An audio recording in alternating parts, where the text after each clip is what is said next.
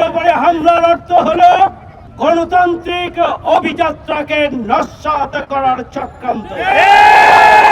হাদির উপরে হামলার অর্থ হচ্ছে আগামী দিনের নির্বাচনকে বানচাল করার চক্রান্ত।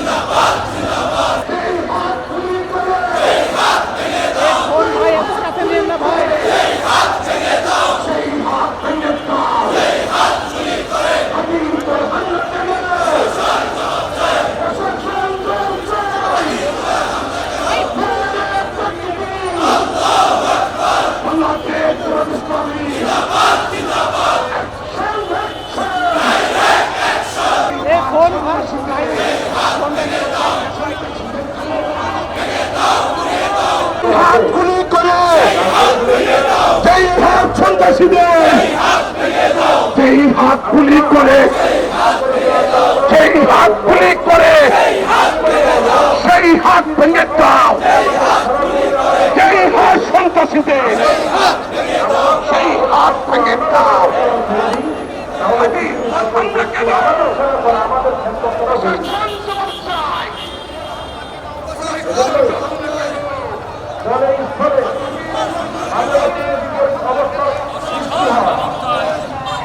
আসমান থেকে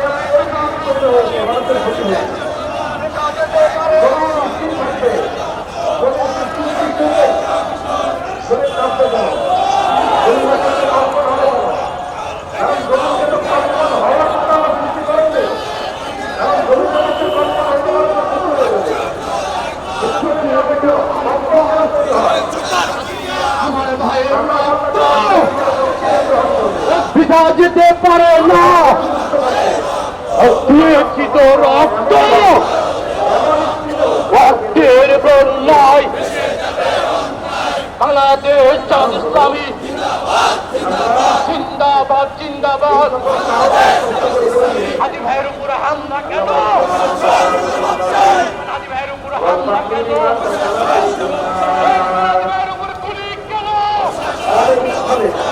হাদির উপরে হামলার মানে হলো জুলাই যোদ্ধাদের উপরে হামলা।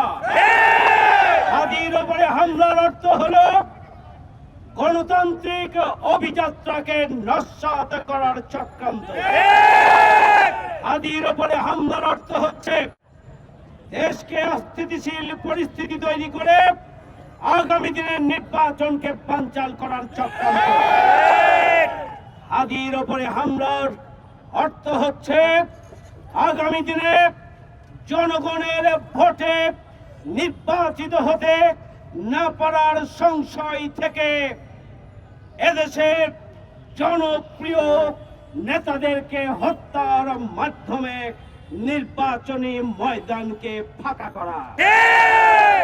হাদির উপরে হামলার অর্থ হচ্ছে ভয় ভীতি ছড়িয়ে জনগণকে ব্ল্যাকমেইল করে, অস্ত্রবাজি করে, সেন্টার দখল করে, যেন তেন ভাবে পিছন দরজা দিয়ে পেশি শক্তির প্রয়োগের মাধ্যমে ক্ষমতায় যাওয়ার চক্রান্ত এবং ষড়যন্ত্রের অংশ।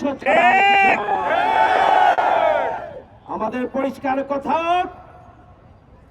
এই সমস্ত হত্যা প্রচেষ্টার মাধ্যমে গণতন্ত্র প্রেমিক জনগণকে স্তব্ধ করা যাবে না। ইস্পাত কঠিন ঐক্যবদ্ধ হয়ে গণতান্ত্রিক অভিযাত্রাকে সুষ্ঠু নির্বাচনের মাধ্যমে সফল করার জন্য এদেশের 18 কোটি মানুষকে পাহারাদারির ভূমিকা অবতীর্ণ হতে হবে। 18 কোটি মানুষকে এগিয়ে আসতে হবে। 18 কোটি মানুষকে ঐক্যবদ্ধতার পাশাপাশি জাগ্রত থেকেই জনগণের দুষ্মনদের প্রতিহত করার জন্য আমাদেরকে ভূমিকা পালন করতে হবে। আমরা অন্তর্বর্তীকালীন সরকারকে বলতে চাই, এটি টেস্ট কেস। যদি ব্যর্থ হন খুনিদের চর উপড়ে ফেলতে, হত্যা প্রচেষ্টাকারী সন্ত্রাসীদেরকে যদি চিহ্নিত করতে ভুল করেন, মনে রাখবেন আগামী দিনে গণতন্ত্রকে নস্যাৎ করার চক্রান্ত বাড়তেই থাকবে। যদি নির্বাচন চান, যদি সুষ্ঠু নির্বাচন চান, যদি গণতান্ত্রিক অভিযাত্রা চান, তাহলে এই প্রথম হাদিকে হত্যা প্রচেষ্টার সাথে যারা জড়িত তাদের গ্রেপ্তার করুন। যারা গডফাদার পরিকল্পনাকারী তাদেরকে গ্রেপ্তার করুন। দেশের জনগণের সামনে মুখোশ উন্মোচন করুন। দ্বিতীয় কোনো ঘটনা যেন সংঘটিত হতে না পারে, সেই ব্যাপারে আপনারা আপনাদের তৎপরতা এবং ভূমিকার মাধ্যমে জনগণকে আশ্বস্ত করুন। না হলে বাংলাদেশের জনগণ জুলাই গণঅভ্যুত্থানের মধ্য দিয়ে যেভাবে তৃতীয় স্বাধীনতা ছিনিয়ে এনেছে, প্রয়োজন হলে তৃতীয় বিপ্লবের মাধ্যমে আগামী দিনে বাংলাদেশকে সন্ত্রাসী মুক্ত করা হবে ইনশাআল্লাহ।